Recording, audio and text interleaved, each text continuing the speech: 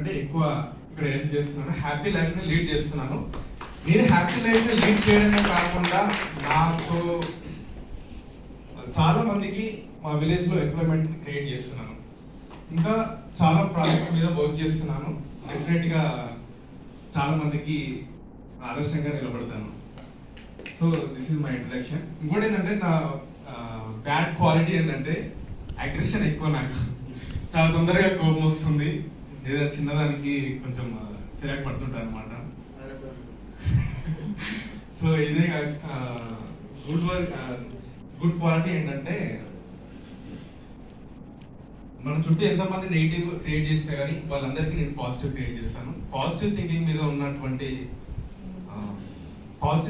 ఉన్నటువంటి పవర్ ఏందో వాళ్ళకి చెప్తుంటాను అనమాట. So this is my good quality. Thank you so much.